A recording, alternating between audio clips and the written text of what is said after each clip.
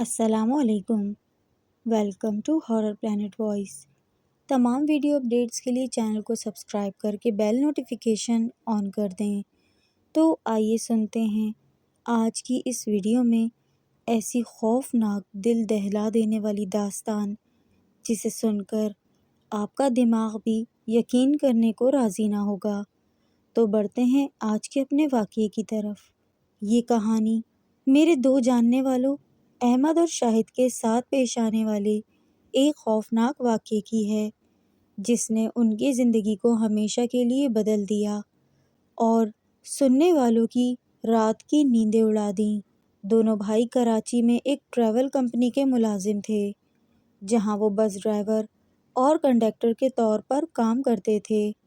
ایماندار، محنتی اور ایک دوسرے کے لیے ہر مشکل میں سہارا۔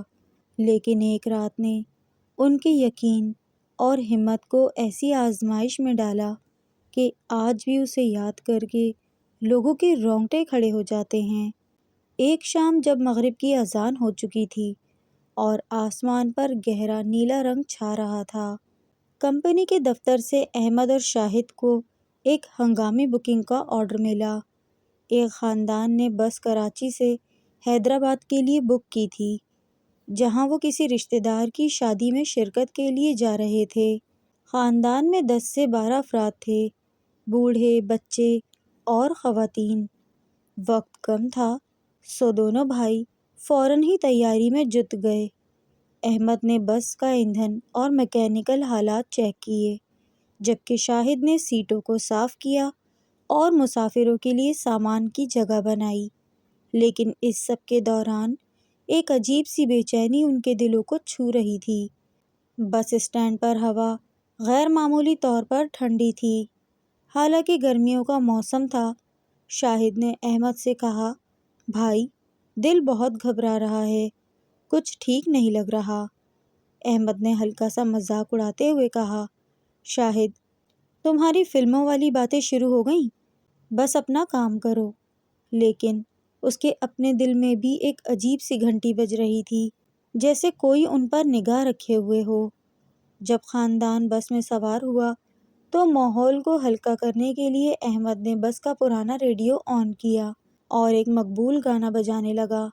لیکن اچانک خاندان کے ایک بزرگ نے سخت لہجے میں کہا کہ یہ کیا بکواس ہے، فوراً بند کرو۔ ان کی آواز میں غصہ تو تھا ہی، لیکن اس سے زیادہ ایک عجیب سی شدت تھی۔ احمد نے حیرانی سے ان کی طرف دیکھا۔ خاندان کے باقی افراد بھی ناراض دکھائی دے رہے تھے۔ بچوں کی آنکھیں چمک رہی تھیں، جیسے وہ کوئی راز چھپا رہے ہوں، اور خواتین نے تو اپنے نقابوں کو اور بھی مضبوطی سے پکڑ لیا۔ شاہد نے ہنسی کو دباتے ہوئے کہا، اتنا غصہ صرف ایک گانے پر؟ لیکن اس بات نے ماحول کو اور کشیدہ کر دیا۔ بزرگ نے اسے گھورا اور ان کی آنکھوں میں ایک ایسی چمک تھی جو انسانی نہیں لگتی تھی۔ سفر شروع ہوا، بس حیدرآباد کی طرف بڑھ رہی تھی، لیکن ماحول میں ایک عجیب سی خاموشی تھی۔ کچھ دیر بعد بزرگ نے کہا، بیٹا، بس روک دو، ہمیں عشاء کی نماز پڑھنی ہے۔ شاہد، جو اب تک ان کے رویے سے تنگ آ چکا تھا، بے دہانی میں بول پڑا، چاچا، حیدرآباد پہنچ کر اپنے گھر پہ پڑھ لیجیے گا، ہمیں رات 12 بجے تک واپس اسٹینڈ پر رپورٹ کرنا ہے۔ اس کی بات سن کر بزرگ کا چہرہ لال ہو گیا۔ انہوں نے دھیمی لیکن دھمکی آمیز آواز میں کہا، تمہیں اندازہ بھی ہے کہ تم کس سے بات کر رہے ہو؟ احمد نے شاہد کو ڈانٹا کہ وہ خاموش رہے، لیکن خاندان کے افراد آپس میں عجیب سی نظروں سے دیکھ رہے تھے، جیسے کوئی گہرا راز ان کے درمیان ہو۔ رات کے 10 بجے بس حیدرآباد کے ایک سنسان اسٹاپ پر رکی۔ مسافروں نے خاموشی سے اپنا سامان لیا اور اتر گئے، بغیر کوئی شکریہ کہے یا کوئی بھی بات کہے۔ ان کی نظریں احمد اور شاہد پر ٹھہری ہوئی تھیں، جیسے وہ کچھ سوچ رہے ہوں۔ احمد نے سوچا کہ شاید وہ جلدی میں ہیں، اور رات 10:15 پر اس نے بس کو کراچی کی طرف موڑ دیا۔ سڑک سنسان تھی اور بس کی ہیڈ لائٹس کے علاوہ دور دور تک کوئی روشنی نہ تھی۔ شاہد نے بس کی رفتار بڑھاتے ہوئے کہا، بھائی سب مسافر تو اتر گئے ہیں، لیکن مجھے لگتا ہے کہ بس میں اب بھی کوئی ہے۔ احمد نے ہنستے ہوئے کہا، تمہاری عادت ہے، ہر بار تم یہی کہتے ہو۔ لیکن چند منٹ کے بعد انہیں عجیب سی آہٹ سنائی دی، جیسے کوئی آہستہ آہستہ سانسیں لے رہا ہو۔ شاہد نے پیچھے مڑ کر دیکھا اور اس کی چیخ نکل گئی۔ سیٹ خالی تھی، لیکن سیٹ پر ناخنوں کے گہرے نشانات تھے، جیسے کسی نے زور زور سے کھرچا ہو۔ خون کی چند بوندیں بھی سیٹ پر بکھری ہوئی تھیں، جو ابھی تازہ ہی لگ رہی تھیں۔ احمد نے گاڑی کی رفتار تیز کر دی، لیکن اب بس کے اندر عجیب سی آوازیں آنے لگ گئیں، کبھی ہنسی اور کبھی رونے کی آوازیں، اور کبھی جیسے کوئی ان سے سرگوشی کر رہا ہو۔ اچانک بس کا ریڈیو خود بخود آن ہو گیا۔ وہی گانا جو احمد نے شروع میں بجایا تھا، اب وہ خود بخود بج رہا تھا، لیکن اس کی آواز بھاری اور انتہائی خوفناک ہو گئی تھی، جیسے کوئی غیر انسانی مخلوق اسے گا رہی ہو۔ شاہد نے چیخ کر کہا، بھائی بند کرو اسے۔ لیکن جیسے ہی احمد نے ریڈیو بند کرنے کی کوشش کی، اس کا تو بٹن ہی ٹوٹ گیا اور گانا بلند ہو گیا۔ بس کے شیشوں پر اچانک دھند سی چھا گئی اور شیشوں پر ہاتھوں کے نشانات ابھرنے لگے، جیسے کوئی باہر سے شیشوں کو چھو رہا ہو، لیکن باہر تو کوئی نہ تھا، صرف اندھیرا اور سنسان سڑک۔ شاہد کے کان میں ایک دھیمی آواز گونجی، تم نے ہمیں ناراض کر دیا، اب تم ہمارے ہو۔ اس نے ڈرتے ہوئے پوچھا، کون ہے؟ لیکن جواب میں صرف ایک خوفناک ہنسی گونجی، جو بس کے ہر کونے سے آتی محسوس ہو رہی تھی۔ احمد نے گاڑی روکنے کی کوشش کی، لیکن اسٹیئرنگ وہیل خود بخود حرکت کر رہا تھا۔ بس ایک ایسی سڑک پر جا رہی تھی جو انہوں نے تو پہلے کبھی نہ دیکھی تھی۔ دونوں طرف گھنے درخت تھے، جس کی شاخیں بس کے شیشوں کو کھرچ رہی تھیں، اور شاخوں کے درمیان سے عجیب سی آنکھیں جھانک رہی تھیں۔ رات گہری ہوتی جا رہی تھی، 2 گھنٹے گزر چکے تھے، لیکن کراچی کا تو کوئی نشان نہ تھا۔ گھڑی پر 2 بج رہے تھے، جیسے وہ ایک دائرے میں گھوم رہے ہوں۔ اچانک بس کے پیچھے ایک عورت کی چیخ سنائی دی۔ شاہد نے پیچھے دیکھا اور اس کا دل دھک سے رہ گیا۔ ایک سفید لباس میں ملبوس عورت، جس کا چہرہ نقاب سے ڈھکا تھا، آخری سیٹ پر بیٹھی تھی۔ اس کے ہاتھوں سے خون ٹپک رہا تھا اور اس کا سر عجیب طرح سے جھکا ہوا تھا، جیسے وہ زندہ نہ ہو۔